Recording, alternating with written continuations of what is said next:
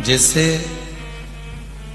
देवों में भी देव महादेव हैं, देवताओं के भी अगर कोई देव हैं तो वो महादेव है। उसी तरह आपके हमारे सबके लिए अगर कोई बड़ा है, वृद्ध है, चोंगे जैसी आवाज आ रही है, उसको क्लीन करो ना।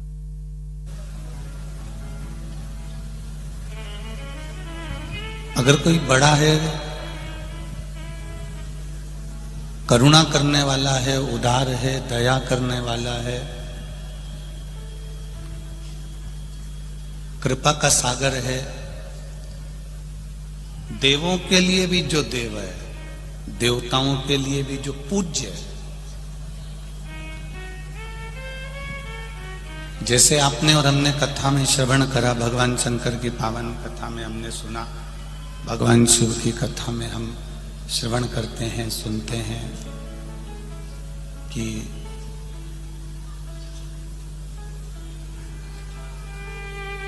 पीछे आवाज नहीं जा रही है। राम जी महाराज ने भी भगवान शंकर की आराधना करी है, भगवान शिव की पूजन करी है, और भगवान कृष्ण ने भी भगवान शंकर की आराधना करी है, पूजन करी है।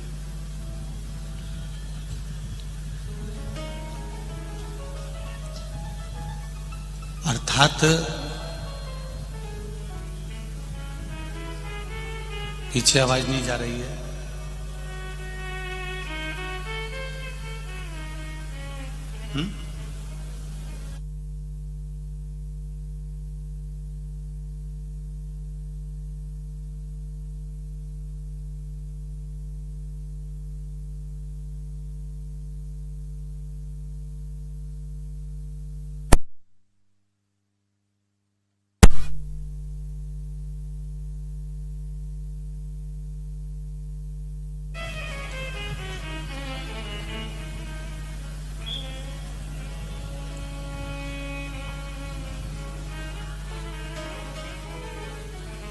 शिव कथा कह रही है, भगवान शंकर का संवाद कह रहा, शिव महापुराण की कथा कह रही है। देवों में भी जो देव हैं वो महादेव है।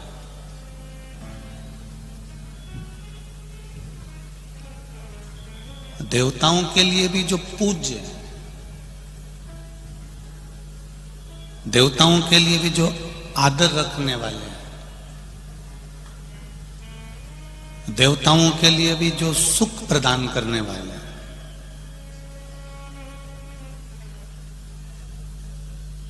वो महादेव है। जब मेरे राम जी महाराज लंका पर चढ़ाई करने के लिए जा रहे हैं और विजय प्राप्त करना चाहते हैं और उनको कुछ सुख का, आनंद का अनुभव दिख रहा है, तो वो भगवान शंकर की आराधना करते हैं, भगवान शिव की भक्ति करते हैं। इससे ही हमें प्रेरणा मिलती है, इससे ही हमें सीखने को मिलता है कि भगवान भी जिसका भजन कर रहे हैं, मेरे राम जी महाराज भी जिसका स्मरण कर रहे हैं, मेरे कृष्ण भगवान भी जिसका स्मरण कर रहे हैं, वो कोई साधारण नहीं हो सकता, वो विश्व का कल्याण करने वाला हो सकता है, वो देव अधिदेव महादेव हो सकता है।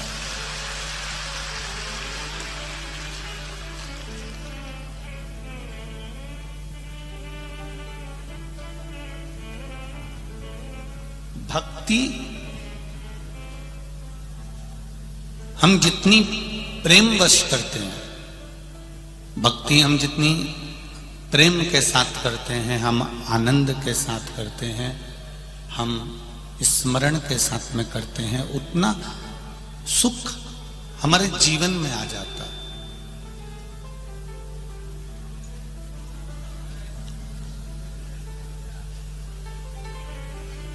भजन करो, स्मरण करो, कीर्तन करो, मंत्र जाप करो, नाम जाप करो, या मंदिर जा रहे हो एक लोटा जल चढ़ाने के लिए जल चढ़ाओ, या आप जिस व्रत को कर रहे हो, साधना को कर रहे हो, उपवास कर रहे हो, भक्ति कर रहे हो, उसमें भजन का जो बल है वो अहंकार से विहीन होना चाहिए, अभिमान को हटाकर होना चाहिए। जब हम अहंकार को छोड़कर भगवान का भजन करते हैं, अभिमान को त्याग कर भगवान का भजन करते हैं, तो उसको भगवान स्वीकार करते हैं।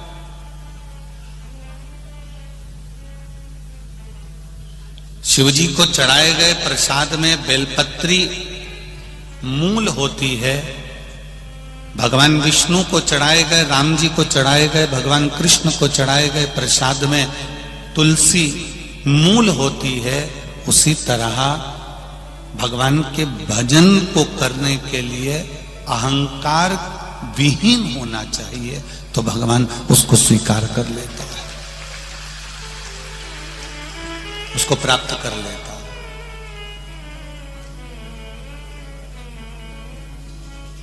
हम जब अहंकार को छोड़ देते हैं, हम जब अहंकार को त्याग देते हैं, अहंकार को हम जब हटा देते हैं, तब हम जो भजन करते हैं वो हमारा सुख प्रदान करने वाला होता है।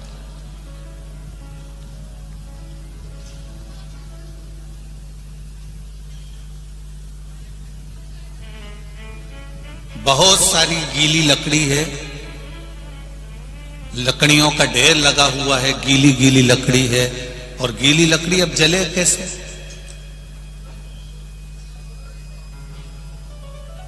जैसे गीली लकड़ी जलती नहीं है तो उसको सूखी लकड़ी के साथ में जला दिया जाता है तो वो जल जाती है। जलती कि नहीं जलती? जल जाती।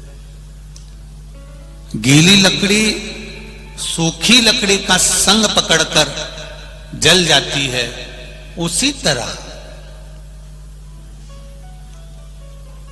बुरा व्यक्ति किसी अच्छे व्यक्ति का अगर संग पकड़ ले, कोई भजनावली का, कोई कीर्तनी का, कोई मंत्र जाप करने वाले का, कोई नाम जाप करने वाले का, कोई कीर्तन करने वाले का, कोई स्मरण करने वाले का अगर संग पकड़ लेता है तो निश्चित है वो भी तर जाता है, पार उतर जाता है।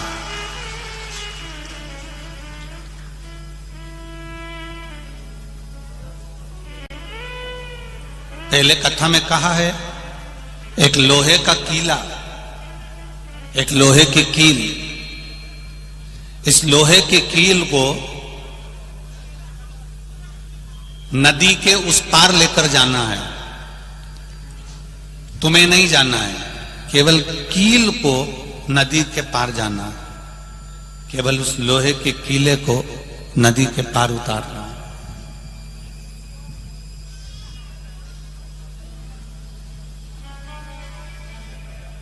लोहे का कीला, लोहे की कील नदी के उस पार लेकर जाना है, और तुम्हें नहीं जाना है, केवल उस कील को जाना है। तो कील को उठाकर तुमने नदी में डाला तो कील तैर जाएगी क्या? वो लोहे की कील, लोखंड का कीला, लोहे का कीला पार उतर जाएगा? नहीं उतरेगा। पर उसी लोहे की कील को अगर आपने एक लकड़ी में ठोक दिया, एक लकड़ी में उसको ठोका और उस लकड़ी को आपने पानी में डाल दिया, तो वो लोहे की कील भी पार उतर जाती है।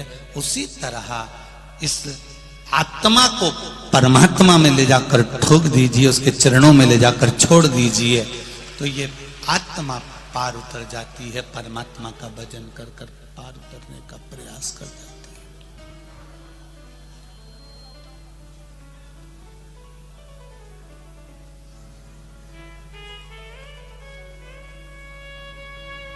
बहुत गहरा संसार सागर, भव सागर बहुत गहरा है।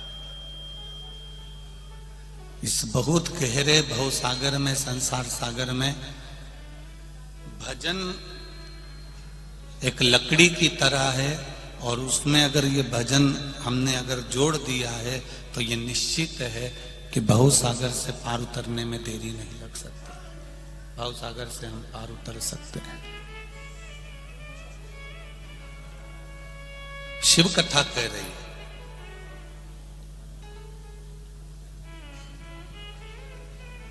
भगवान शंकर का संवाद कह रहा है, शिव तत्व कह रहा है।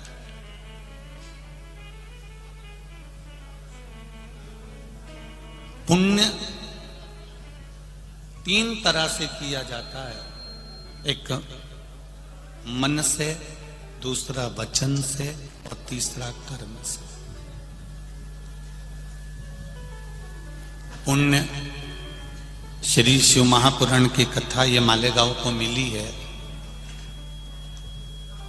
अब उससे आप अंदाजा लगा लो कि कितना पुण्य मालेगांव वालों ने करा होगा, इसलिए पुण्य श्री शिव महापुराण की कथा मिली, प्राप्त हुई।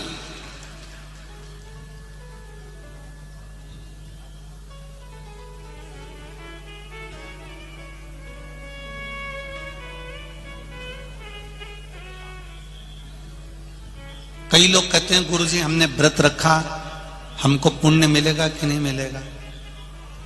हमने माला पकड़कर जाप करा, हमें पुण्य मिलेगा कि नहीं मिलेगा? हम 24 घंटे भगवान की माला पकड़कर जाप करते हैं, भजन करते हैं, कीर्तन करते हैं, हमको पुण्य मिलेगा कि नहीं मिलेगा? हम मंत्र जाप कर रहे हैं, हम माला जाप कर रहे हैं, हम मंत्र माला में डूबे हुए हैं, हम व्रत कर रहे हैं, तपस्या कर रहे हैं, साधना कर रहे हैं, इसका पुण्य हमको मिलेगा कि नहीं मिलेगा? तो पहले तो आप अच्छे से समझ लो उस बात के लिए कि भजन क्यों कर रहे हो, मंत्र जाप क्यों कर रहे हो, नाम जाप क्यों कर रहे हो, स्मरण क्यों कर रहे हो, कीर्तन क्यों कर रहे हो, पहले उसको समझो।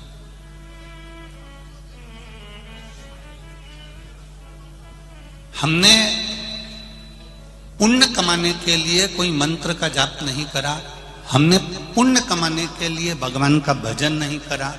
हमने अगर भजन करा है तो केवल एक कारण से करा है कि अभी जो मनुष्य का शरीर मिला है, अगला जब जन्म हो तो यह मानव का शरीर ना मिलकर हम भगवान के चरणों में समाहित हो जाएं। बस कहीं ना कहीं हमें परमात्मा की प्राप्ति हो जाए, भगवान की प्राप्ति हो जाए।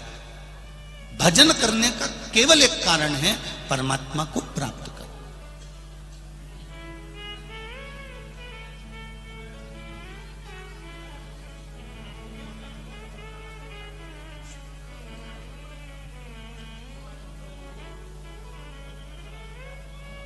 एक बेलपत्री में 3 पत्ती होती है।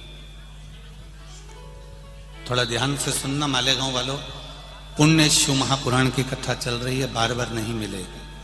और जितने लोग आस्था पर सुन रहे हैं, जितने लोग फेसबुक यूट्यूब पर सुन रहे हैं, वो भी ध्यान लगा।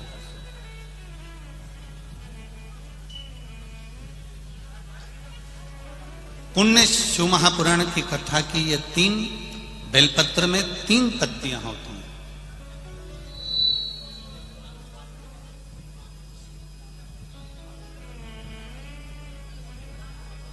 ये 3 पत्तियां शिव महापुराण की कथा कहती है, जब हम देवाधिदेव महादेव को समर्पित करते हैं, जब हम भगवान शंकर को ये 3 पत्तियां समर्पित करते हैं, तो हमारा वर्तमान, हमारा भविष्य और हमारा पूर्व का किया हुआ जो भाग है, वह भी केवल एक बेलपत्र जब हम भगवान शंकर को समर्पित करते हैं, तो हमारा वर्तमान, हमारा भविष्य और हमारा भूत जो निकल गया, वो तीनों ही भगवान शिव उसको संवार देते। मात्र एक बेलपत्र का फल इतना प्रबल है कि एक बेलपत्र मात्र भगवान शंकर को समर्पित कर देने से हमारा निश्चित समय, अवधि, गणना सब स्वीकार कर लेते हैं भगवान शंकर।